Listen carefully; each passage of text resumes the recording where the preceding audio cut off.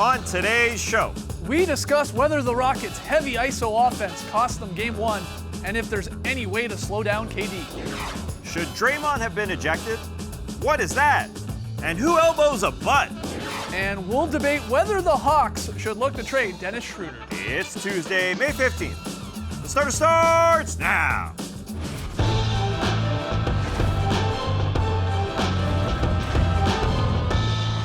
Good evening, Sweet World, and welcome to The Starters, presented by Jack Daniel's Tennessee Honey. Whether you're joining us live right now on NBA TV, watching later on YouTube, listening to the podcast, doesn't matter, we're happy to have you. I'm Jay Skeets, and alongside me, as always, that's Tess Mellis. ISO Cam, ISO Ball. Two is right. It's the international man of mystery, taking it to the max, Lee Ellis. Next life, and last, certainly not least, over yonder, that's the bearded one, that's Trey Kirby. Hey-yo! Hey, yo! TK, what's up? Well, I'm here at the internet looking for your best tweets at hashtag the starters. And guys, we saw some pretty weird stuff in Game 1 of the Western Conference Finals. Draymond Green got his quickest tech ever. Chris Paul elbowed a guy in the butt. And we saw the very rare referee pump fake happen early in the first quarter. Scott Foster with the whoop! Totally fooling Klay Thompson and Trevor Ariza here. What a brilliant pump fake party. These guys are laughing. So then it comes time for round 2. And Scott Foster throws it to the rafters. Whoa. That might have been the one to pump fake. Now that we're looking at a classic moment, though, it brings us to today's question. What's the funniest referee moment that you can remember? This is a good one, but I don't know if it holds a candle to Carlos Boozer celebrating an and one by punching a referee way down low. He's known for saying and one. This one might have been an and two. Yeah. Hard to say, but we want to hear from you, so let us know on Twitter what's the funniest referee moment that you can remember. Send us your best tweets to hashtag the starters. We'll hear from you later. Oh, I can't wait to see Joey Crawford skipping across the court later in this show. Yeah, calling the blocking or the charge there. All right, we got a fun show tonight. We're going to discuss what the Hawks should do with Dennis Schroeder, whether they have a problem on their hands. We'll debate whether the Sixers would want Kawhi Leonard more or Paul George. We got a very solid play, but let's start with some true or false questions looking back at Game 1 of that Western Conference Finals series. TK. The NBA Finals, or the Western Conference Finals tipped last night, and Game 1 went largely according to script. The Warriors used a big second half to get the win, as the Rockets were in ISO mode, with James Harden leading the way with 41 points while seeming to tire a little bit down the stretch. True or false? The Rockets' ISO ball cost them the game. In a vacuum, I say no. I think that's false. You said it. Harden, 41. Very efficient 41 when he was in those ISO possessions. Chris Paul added 23. You get 64 points from your two best guys. You should win the basketball game. But at the same time, I think it does affect the other end of the floor. It has to. The way you're just standing around, playing till the end of the clock and guys just hanging out and not touching the ball definitely affects the way they got back. The Warriors had 15 more fast break points. You know you can't do that against the Golden State Warriors. You turn it over the most you have in this postseason. The Rockets did with 16 because everything's sort of premeditated and they're just sitting there. And then you only force 9 turnovers on the Warriors. I think just hanging out, waiting for the passes that didn't come, resulted in some bad defense. So you're on the saying offensive by end, not it worked out, but, Okay. but it didn't help getting back against the Warriors team. Like a guy like Klay Thompson shot 15 threes yesterday. The most he shot all year long. Why does that happen? Because you're not playing D all that well and you're not playing transition all that well. And you think a part of that is because it's usually going to end in a Harden shot and some ISO ball there, or a Chris Paul shot, not getting the other guys involved has an impact on how they're playing defense? Yeah. Offense affects defense. But that's how they played all 82 games in the regular season and throughout the playoffs. They play ISO ball. Why are they going to change that now? I don't think they will, but I think it was ISO ball to the extreme. Okay, they went too far. I think so. Mike D'Antoni was asked about it today, and he said what you just said, Skeets. They've played that way the whole season, and they're good at it as well. However, in the playoffs, it's all about adjustments. And even though Chris Paul and James Harden were very, very good last night, the Warriors can live with it. And that, I think, is a little bit of a problem for Houston, because if James Harden can have 41 and Chris Paul 23, and they still lose by 13, then they have to figure out another way to get contributions from other guys. And those guys, Ariza and Tucker and Mbar Moti, who have given them a lot of support this year, didn't get enough of the involvement in the offense. So I think D'Antoni has to find a way to keep the ISO ball involved a lot, but get those guys shots. But also, what I noticed last night was the Rockets had a lot of possessions where they weren't getting a shot off until late in the shot clock. And if it was one of those other guys getting the shot off, then they were just sort of chucking it away. So they need to decide, I think, if they're going to get into ISO early, to go to that or get someone else a shot. There was 19 shots last night that were with 5 seconds or left Right. on the shot clock against the Warriors. But then can't you credit the Warriors' defense for a little bit of that? No, that's what I'm I mean, saying. they're Like- trying to ISO against them. They're trying to score on them, and it's great defense. For sure, but every other team it's worked against, but against the Warriors, they can get out and they can really break that down if you're not getting good quality possessions. See, it's confusing, though. Did they score on those possessions? They scored over 100 points last Right. night. Yeah. That's not a bad night offensively. Yeah. It's the other side of the ball to That, me. I totally agree. I mean, yeah, they want more from Tucker and Bamute to hit a shot and Ariza to not get in foul trouble and score They've more. gotta get they get shots all there, that. those guys. But the offense is not the problem. It really isn't. They need to play better defense. They got cooked by the Warriors. And it's where the shots were coming from, which is the biggest concern. We went into this series saying, if you're the Rockets, what's the game plan? Try and make those other guys that are not your legit, elite scorers like KD, Steph, or Clay, try to make anyone else beat you. And they didn't do that in game one. 60 of the 80 shot attempts from the Warriors were some of the three best shooters in the game, maybe of all time in those three guys I listed. Iggy, barely shot. Draymond, barely shot. He was just a playmaker. Same with Looney when he was out there, one shot for him. These are the guys that they've got to somehow take shots and then live or die with Iggy or Draymond Green hitting open threes. Not these other guys, because more times than not, they're going to knock them down. So to me, it was all the defense as the issue. I'm less concerned with the ISO ball because that's what they did, and it works. It does work. Yeah. But are they able to score enough points, though, against the Warriors with that sort of an offense? That's the thing. I mean, 64 points out of your two best players, and they lose by 13 points. I mean, to me, that's a concern that those guys are producing, but then nobody else is. I know the They Warriors. should have lost this game maybe by 30, though. Klay Thompson had 15 three-point attempts, as you said. How many of those were wide open? A lot. So many. Probably, 10, 11 of them. Yeah. He only hit 6 of them. I mean, there's no saying like Klay goes to game 2, gets those same looks, he hits even more. Yeah. They need to take away these wide open looks from KD and Klay, to me. You got to be a little bit more perfect. I mean, you Yeah. just can't turn over, and you can't have fast break points where you lose by 15 to the fast break team. And, we've talked about Daryl Morey and the Rockets. This is who they designed their team for. But maybe Daryl Morey's musical ends in a tragedy. I mean, Oh, wow. they're just playing against an incredible basketball team here. You just got to be a little bit more perfect. I think that's what it comes down to. Trey, next one. Just when you thought we were done talking about ISO ball, because it worked out pretty well for Kevin Durant last night. KD went for 37 points on 14 of 27 shooting, while pretty much just shooting over any Rocket that was guarding him. Could have been Chris Paul or PJ Tucker, James Harden, Clint Capella, didn't matter. It was just one of them, and it was almost always a bucket. True or false? The Rockets should start doubling KD. No way. No way, you No say. way. That might be the only way, though, to get those shots from Iguodala and Draymond Green. To try and get it out of his hands. Yeah. Because if they're open, then they're going to more likely shoot it. But that doubler can't come from Steph or Clay. It just can't. Right. But even still, if it doesn't come there, they're going to find Steph or Clay. So you're saying it'd be crazy to double against a team in the Warriors that move the ball too better many than guys. absolutely anyone. Yeah, I think maybe so. when KD goes to the post, then you can at least, it's a little more, where the help is coming from. You can be a little bit more ready to rotate on guys. Okay, then maybe you throw a second guy at KD. But KD didn't do a whole lot of work in the post. That was the problem. Yeah, he It didn't. was plays like this, Yeah. where he would get some rhythm into his dribble, rise up, and shoot over anyone. Capella did the best job at least getting close enough to trying to deter the shot or block him. That's just because he's a giant and he is athletic for a big guy, but no one else stands a chance. So maybe you do run another guy just to get it out of his hands, though. Scary. That's scary. So you maybe just stay and hope Kevin Durant has an off night. I totally think so. Wow. And he did it a lot in space, as you said, because everybody else is sticking to their guys. Yeah. And why shouldn't you? I think Steph Curry proved yesterday that he's got enough offensively, even though people are worried that he's injured. I think he had 18 points yesterday, and I thought he looked agile enough, driving to the hoop, shooting his shots when they were there, to say you can't double. You can't double off KD because Steph's going to kill you and Clay's going to kill you. And yeah, sure, you might want to try Dre or Iggy, but they're going to kill you So too. what's the game plan besides Kevin Durant just missing more shots? Is it like Chris Webber said on the broadcast, get closer and try and low block it? Because once KD gets the ball up, I like the low block idea. Sure. it's over. I mean, Yeah. you're just not blocking it because he's 7 feet tall. I mean, he's listed as 6'9", 6'10". That's a joke. He's 7 foot tall. Or is it just, I don't know what it is. Or do you make him drive? Do you get up on him so much that you force him to go in to help into the paint? Because he didn't do that really at all last night either. It But was you all see, jump he's got the shots. variety in his game. He Yeah. can sit there and rise up. He can post up, or he can spin into the lane. So kind of whatever the defense is coming at him, he can get around it. I don't think there's a solution out there Right. that you can say, well, we'll do this and it'll solve Kevin Durant. Have to somehow put more pressure on him and then pressure on the other shooters. But again, they move the ball so well that it's going to leave someone open.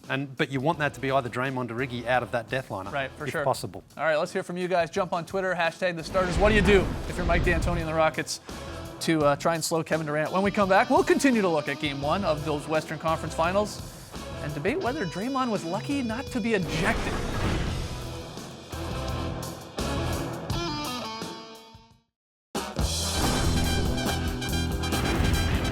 Time for a little what you got. Trey's going to throw a few questions at us. We'll bat them around, but you got to be careful.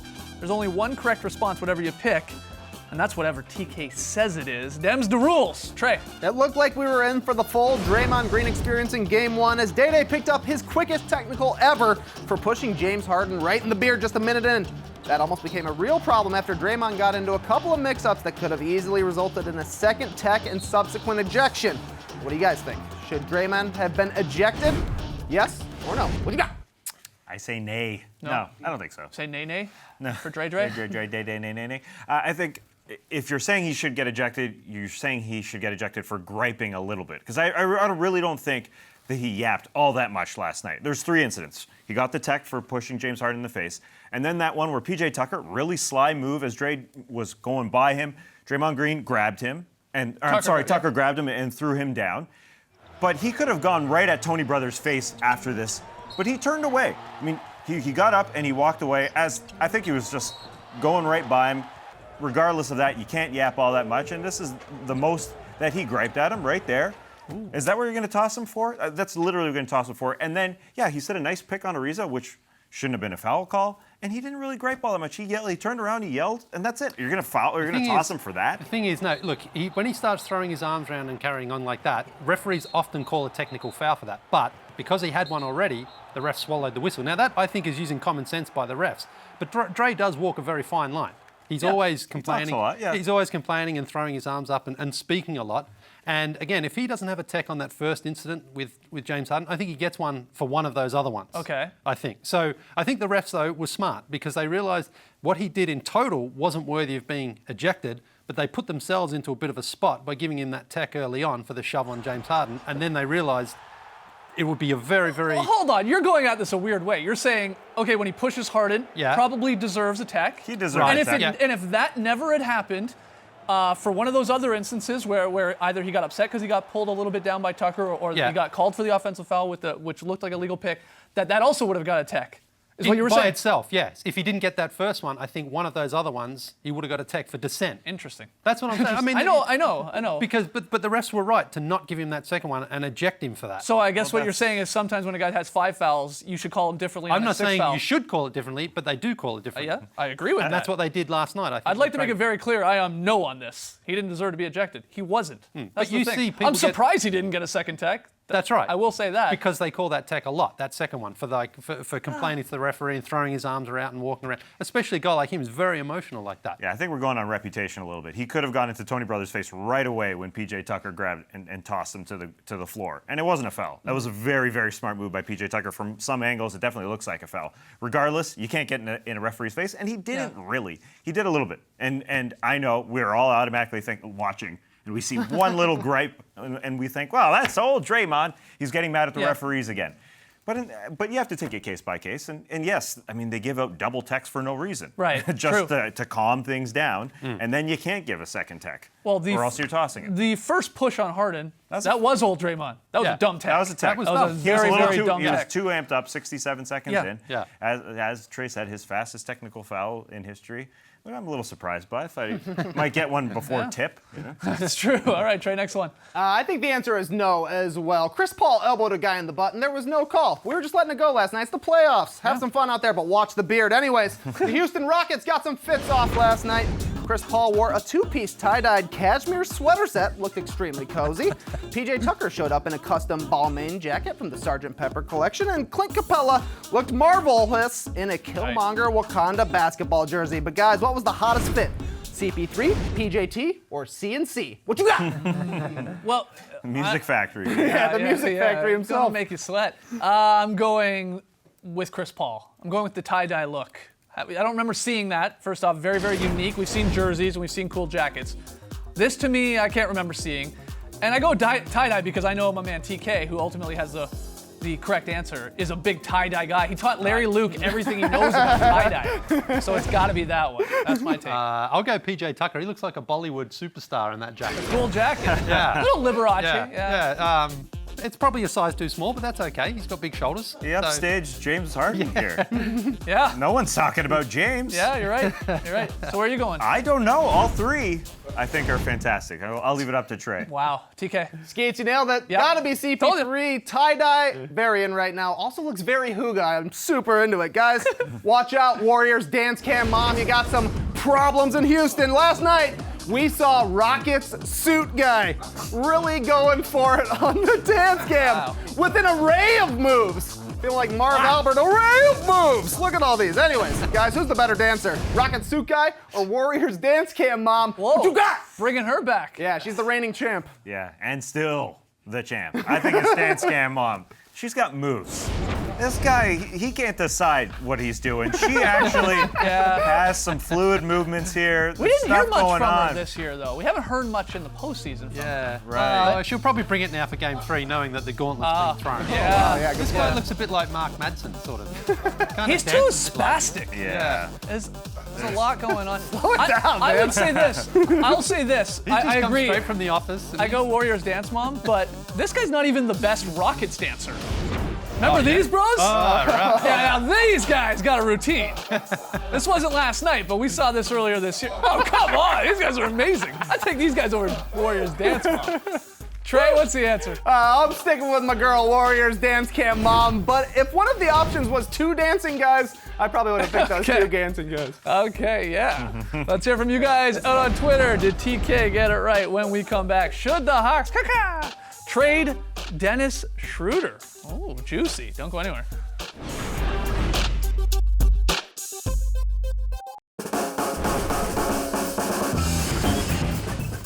The Starters is brought to you by Jack Daniel's Tennessee Honey, official partner of the NBA. Let's step away from the conference finals for a second, see what else is happening in the NBA by playing a little Is This News? Trey, you got the headlines. Our first headline is from hotnewhiphop.com, the only place for NBA scoops. It reads, Dennis Schroeder unfollows Hawks, deletes all Hawks-related posts from social media. Is this news? Ooh. Woo-hoo. What do you think?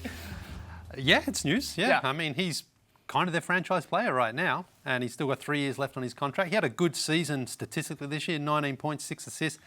But as a point guard in the current game, not a great three-point shooter, not a great distributor. So if he wants to leave Atlanta, and he basically said he wants to join either the Bucks or the Pacers, which is rare. That's the other part of this news. Yeah, you don't often hear a player just come out and straight out say, I want to join those two teams. Yeah.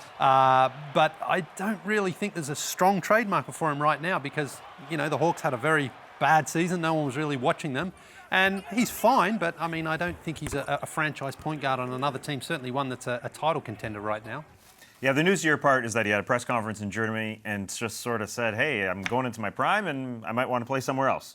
So it's not news until the Atlanta Hawks say, all right, we're going to move on from you. Yeah. But when he starts naming teams like the Bucks and the Pacers, who I don't think he would be a fit for anyways, Pacers got a ball-dominant guard. The Bucks already just tried a Eric Bledsoe, sort of as his Dennis Schroeder light, heavy, I don't know. I mean, he doesn't shoot a great three-point percentage.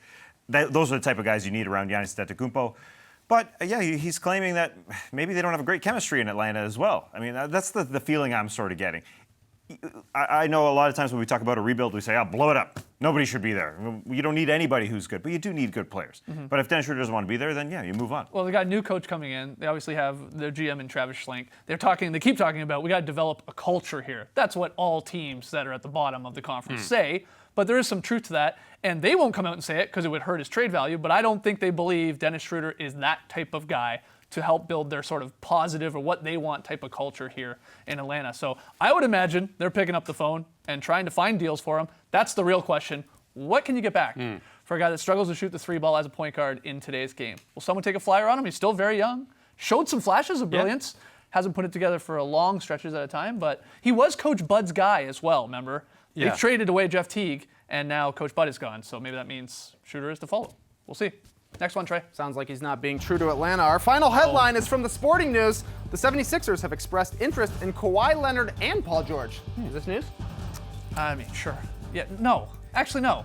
I mean, a good team wants a great player. How's this news? We see this all the time. I think maybe the news portion of it is we've heard the Sixers management come out and say, we're trying, or we want to get a star player, and we would pay the luxury tax to make that happen if we have to. That's nice to hear. I mean, they obviously after this season now see their trajectory in terms of where they're going in the conference finals, to the finals, stuff like that. It's bumped up. They see what they have, and they want to maybe make a splash now. So Kawhi or Paul George, maybe a pipe dream in LeBron. Yeah, of course you want them, but you got to make it happen. Yeah, I don't think this is news. I do think they want a superstar player, and they will pay whatever it takes, although they have one spot probably for a max contract, depending on how it all shakes down, so they can get a Paul George or a LeBron. Everybody's calling about Kawhi, I imagine, and why shouldn't they? But the Paul George thing, I don't buy at all. I don't see him playing the Eastern Conference most of his career, going to OKC for 1 year and then popping back to Philly. However, if you're looking at Paul George versus the Lakers or the Sixers, he probably thinks the Sixers are closer to a championship, and that's kind of what he wants right now. If that's what he wants, you know, than the Lakers. So for his part, he might want to join the Sixers, but I don't know if he's a great fit for the Sixers for where they are right now. I think he needs a little bit more of the ball than they probably want to give him with Embiid and Simmons. But it's a ball-moving team right now. But if you are the Sixers, though, I mean, it's you want to get someone else to complement those players, not take it away anything from your two stars. It's nice having these headlines around the Philadelphia 76ers instead of bottom of the NBA type of headlines. One more break. When we come back, Lily here, Next Life, hits us with the very solid play. Ooh, that was a nice one. Is that it?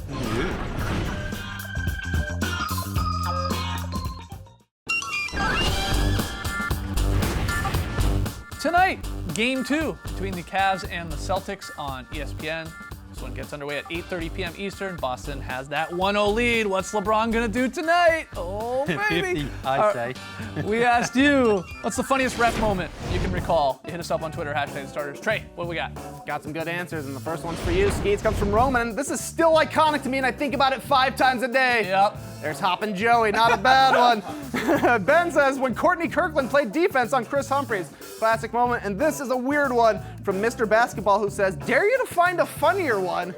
This is just a ref grinding on a mascot back to back. I don't know where this comes from, but that's a weird one. Good job, Mr. Basketball. Yeah, good job, Mr. Basketball. Lily VSP time. Yeah, and it's Draymond Green with a Dr. Evil laser to Klay Thompson. Back to look at that beautiful finish. That's what I call a one look at a very solid play. Very quick, very solid. Twitter shows up. Lots of fun. I ranked the top 5 rapper/NBA coaches. Fire that pun gun. At number 5, Kanye Paul Westphal. His favorite offense is the runaway and gun. At number 4, Dr. Dre Rivers. Won a title in Boston, but his next episode was all about that California love. At number 3, Chuck D. Daly. Welcome to the Silver Dome. At number 2, Slick Rick Carlisle. Lottie Dottie, he liked to party after winning the 2011 title with Dirk E. Fresh. But the number 1 dead or alive rapper/NBA coach is the notorious JVG. New York's finest. Sky was the limit, but it was an everyday struggle trying to get by MJ. Download the podcast. We'll see you tomorrow. And remember, the Chicago Bulls are winning the draft lottery.